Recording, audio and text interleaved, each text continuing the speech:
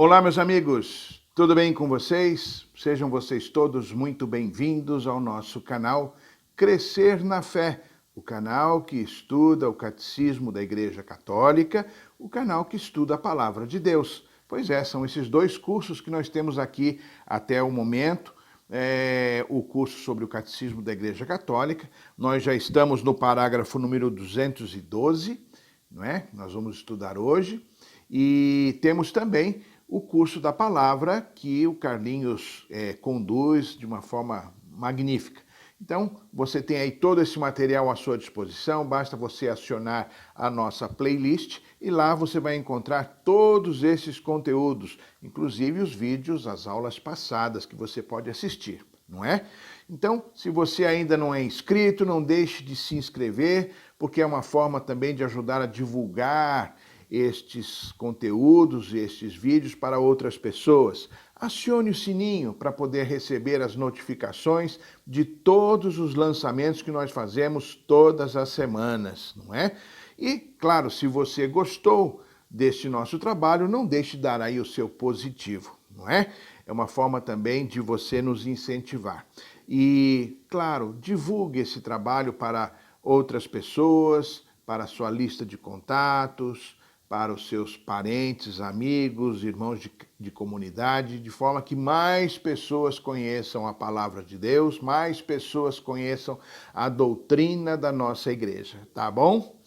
Nós vamos então agora à nossa vinheta e já já nós retornamos com o estudo do Catecismo da Igreja Católica. Não saia daí que nós voltamos já já.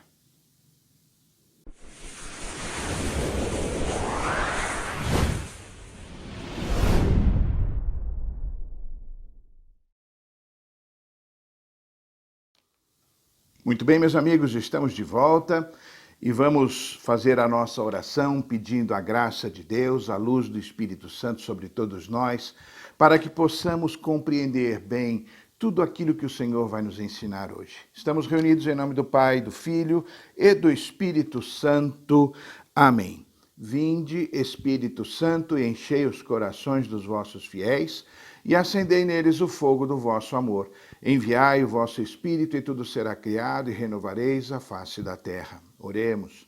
Ó Deus, que instruístes os corações dos vossos fiéis com a luz do Espírito Santo. Fazei que apreciemos retamente todas as coisas segundo o mesmo Espírito e gozemos sempre da sua consolação por Cristo, Senhor nosso. Amém. Graças vos damos, Deus Todo-Poderoso, por todos os benefícios que nos tem concedido. A vós que viveis e reinais pelos séculos dos séculos. Amém. Santa Maria, Mãe de Deus, rogai por nós. Em nome do Pai, do Filho e do Espírito Santo. Amém. Muito bem, meus caros. Então, hoje nós vamos dar continuidade aos nossos estudos do Catecismo a partir do parágrafo número 212. O parágrafo número 212 vem nos falar na continuidade daqueles temas que falamos nas duas últimas aulas sobre o nome de Deus, que Deus se revelou e falou o seu nome, eu sou aquele que sou, ou aquele que é para Moisés, não é? Se recordam? Pois bem, nós vemos aqui neste parágrafo 212 que ao longo dos séculos a fé de Israel pôde desenvolver e aprofundar as riquezas contidas na revelação do nome divino. Pois bem, nós fazemos parte dessa história da fé de Israel. Desde cerca de 4.000 anos atrás, quando Deus falou com Abraão, dando início à formação do seu povo, desde então este povo vem caminhando, depois este povo foi redimido e salvo por Jesus Cristo, e este povo constitui o corpo místico de Cristo, que é a igreja. Então hoje nós fazemos parte deste mesmo povo, desta mesma fé, desta fé que a gente chama de judaico-cristã.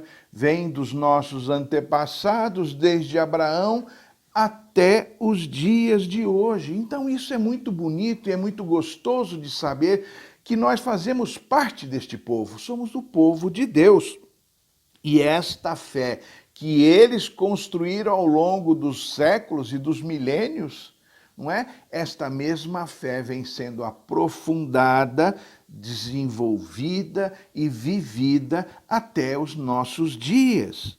Então, meus caros amigos, nós, neste nosso tempo de modernidade, com este imediatismo das coisas descartáveis, nesta nossa cultura repleta da ciência, da informática e das coisas prontas, é um tanto difícil a gente imaginar que Deus demora séculos, milênios para se revelar ao seu povo. E Deus vem fazendo isso sim, continua se revelando a cada um de nós através da igreja, através da sua palavra, a partir dos acontecimentos. Tudo fala de Deus, não é assim?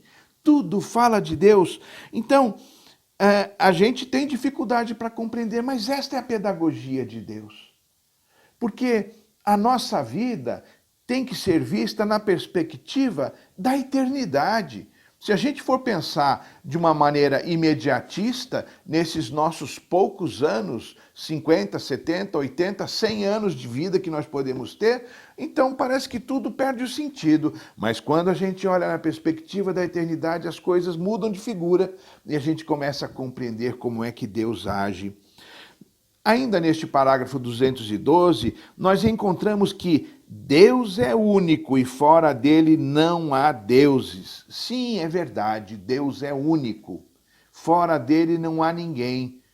A gente viu lá no Antigo Testamento que o povo que saiu do Egito e que firmou uma aliança com Deus traiu o Senhor quando resolveram construir para si bezerros de ouro. Eles derretiam os seus objetos e formavam ali bezerros de ouro e passavam a adorar como se fossem deuses.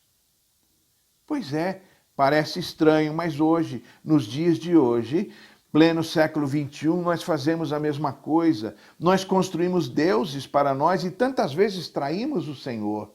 Quais seriam os deuses que nós veneramos ou adoramos nos dias de hoje? Olha, são diversos. Eu começaria dizendo que nós próprios, tantas vezes, nos colocamos no centro do mundo, nos colocamos no centro da história como se fôssemos as coisas mais importantes do universo. Verdadeiros narcisos. E a gente fica, então, se admirando e se valorizando como se fôssemos os melhores. Mas tem outras coisas.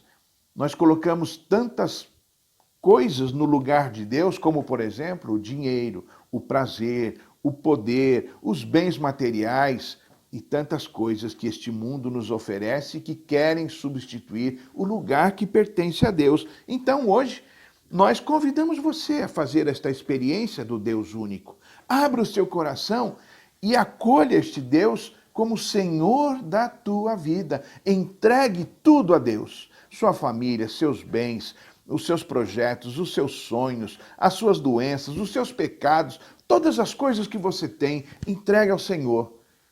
O Senhor vai abençoar e vai deixar você usar tudo aquilo que for segundo a vontade dele. E você vai se sentir livre, você vai se sentir liberto destas coisas que deixam de te amarrar e de te fazer infeliz. É a experiência que nós fazemos, por exemplo, com o nosso dízimo. Nós damos a Deus parte daquilo que ganhamos e oferimos e o Senhor nos dá em graças, nos dá em alegria, nos dá em paz, nos dá em bênçãos. Ainda neste parágrafo 212, nós vemos que Deus é aquele que é. E ele sempre foi, é e sempre será. O Senhor é o mesmo ontem, hoje e sempre. E tudo aquilo que Deus diz e faz é verdadeiro. Deus não se desdiz. Deus não se contradiz. É esta experiência que nós fazemos na nossa relação com Deus. A gente é muito volúvel. Deus não. A gente volta atrás, Deus sempre mantém a sua palavra, por isso nós podemos confiar nele. Vamos adiante, vamos agora no parágrafo número 213. Vamos lá. No parágrafo 213, então, nós vemos que o Senhor disse o seu nome, falou, eu sou aquele que sou. Portanto, nós vemos que só Deus é. A gente vive num mundo, muitas vezes, de faz de conta. Não daquilo que é, mas daquilo que parece ser. As aparências dizem muitas coisas na nossa vida e no nosso mundo de hoje. Vivemos de aparências, mas Deus é transparente, Deus é verdadeiro, Deus é. Nós vemos aí neste parágrafo 213 uma referência a uma tradução dos 70. O que é isso? Deixa eu explicar rapidamente para vocês compreenderem melhor o conteúdo deste parágrafo. Cerca de 3 séculos antes de Cristo, um rei do Egito, na época Ptolomeu II, ele quis que as Sagradas Escrituras fossem traduzidas do hebraico para o grego. Então ele convocou 72 doutores da lei judeus para que fossem para Alexandria e lá então eles traduzissem para o grego todas as escrituras. E foi assim que o fizeram, e esta tradução então ficou conhecida como a tradução dos 70, ou em algumas referências, esta tradução é chamada de Septuaginta. Talvez você já tenha ouvido falar a respeito dela. É interessante observar que quando eles pegaram os livros hebraicos, haviam 39 livros, e eles traduziram 7 livros a mais. 7 livros a mais. Portanto, eles traduziram 46 livros. Os 39 do cânon hebraico da época, e mais outros 7 livros que não compunham o cânon hebraico, mas que eram importantes, significativos e que fazia parte, provavelmente, da sua vida religiosa, eles traduziram juntos. A Igreja Católica assumiu esses outros 7 livros como sendo livros canônicos, oficiais, aceitos pela Igreja. Livro de Tobias e mais outros tantos livros. Outra hora a gente vai entrar em detalhes sobre eles. Mas a Igreja Protestante, desde Lutero, eles rejeitaram estes livros traduzidos por estes 72 doutores da lei. Portanto, a Bíblia protestante ela tem 7 livros a menos que a Bíblia católica, a título de ilustração. Muito bem, qual é a razão disso? Esta divulgação da palavra de Deus também no mundo grego, não é? Ajudou que a palavra de Deus se universalizasse e mais pessoas, o mundo moderno da época, tivesse acesso à palavra de Deus, de forma que esta presença de Deus, esta palavra de Deus, as revelações, as leis e tudo mais que Deus vinha trazendo para o seu povo, foi universalizado. Então, nós vemos que em Deus as coisas se consolidam, se transformam e se tornam eficazes. Deus não tem origem e não tem fim. E isso ficou claro para a cultura grega, que até então era pagã e tinha tantos deuses, e esta palavra do Deus vivo, do Deus único, começou a penetrar e evangelizar aquela cultura.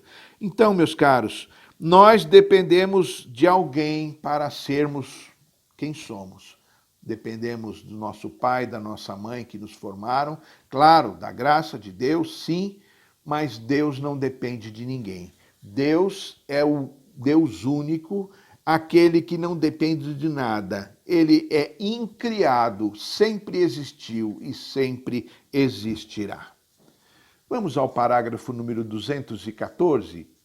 É um parágrafo muito bonito e eu convido você a acompanhar comigo na tela porque ele é de uma riqueza espetacular. Deus, aquele que é, revelou-se a Israel como aquele que é rico em amor e em fidelidade. Esses dois termos exprimem de forma condensada as riquezas do nome divino. Em todas as suas obras, Deus mostra sua benevolência, bondade, graça, amor, mas também sua confiabilidade, constância, fidelidade, verdade. Celebro o teu nome por teu amor e verdade. Ele é a verdade, pois Deus é luz, nele não há trevas. E amor, como ensina o apóstolo João. O seu coração, querido amigo, querida amiga, que nos assiste aqui no canal Crescer na Fé, você não sentiu o seu coração aquecido de ouvir falar que Deus é amor e que Deus é fidelidade, que Deus é confiabilidade, que Deus é ternura, que Deus é bondade, graça e tudo mais? Como é gostoso a gente ouvir isso. Olha, em todas as suas obras, Deus mostra essa bondade, este amor, esta fidelidade. Ele mostra a sua graça em todas as coisas. Se eu não me engano, há 2 vídeos atrás, nós falávamos que tudo fala de Deus. Quando olhamos para o universo, para os astros, para as flores, para os animais, para as crianças, para tudo, Deus fala através de tudo e se revela através de tudo e revela, sobretudo, o seu amor. Nós vemos aqui no Salmo 138, citado neste parágrafo do Catecismo, que celebra o teu nome por teu amor e verdade. Deus é o nosso foco, Deus é a nossa meta, nós nos abrimos e nos entregamos a Ele. É claro que, como eu disse no início, se a gente olhar esta nossa vida na perspectiva desses nossos poucos anos de vida, esta vida vai ficar um tanto difícil de ser vivida. Mas quando nós olhamos na perspectiva da eternidade, que Deus está nos formando como formou aquele povo, então tudo tem um sentido novo, até mesmo o sofrimento e a dor que a gente vê nos dias de hoje, que às vezes nos incomodam tanto. Caminhando um pouquinho mais, vamos para o próximo parágrafo. No parágrafo 215, então, meus queridos amigos, nós vemos que as promessas de Deus sempre se realizam porque Ele é a verdade. Quando a gente fala de verdade, é uma coisa que parece um tanto filosófica. A gente lembra do Evangelho, quando perguntaram a Jesus o que é a verdade, e Jesus calou-se e não respondeu, mas noutra oportunidade ele falou: eu sou o caminho, a verdade e a vida. Ninguém vem ao Pai senão por mim. Então, Jesus é a verdade, e se Jesus e o Pai são um, junto com o Espírito Santo, então a Trindade é a verdade. Por isso, então, porque Ele é verdade, nós podemos confiar em Deus, nós podemos nos entregar a Ele, nós podemos tê-lo como referência de nossas vidas para todas as coisas que nós fizermos. E isso faz a diferença na vida do cristão. A gente ter Deus como referência de todas as coisas. Não só nos momentos de expressão formal de nossa religiosidade, por exemplo, quando a gente vai à igreja assistir ou participar da missa, ou quando nós vamos fazer a oração de um terço. São coisas que nós fazemos e que são expressões da nossa religiosidade, mas quando nós fazemos esta entrega e esta confiança em Deus, então nós vemos que podemos confiar no Senhor porque Ele é fiel. Vamos lembrar que o pecado entrou no mundo porque o homem duvidou da palavra de Deus. Deus havia dito a nossos primeiros pais: vocês podem dominar tudo, vocês podem comer de tudo, exceto daquela árvore lá do jardim, a árvore, o fruto do bem e do conhecimento do bem e do mal. O dia que vocês comerem desta árvore, vocês vão morrer. Mas o demônio veio e cochichou no ouvido dos nossos primeiros pais. Não, não é isso não. Deus está querendo enganar vocês.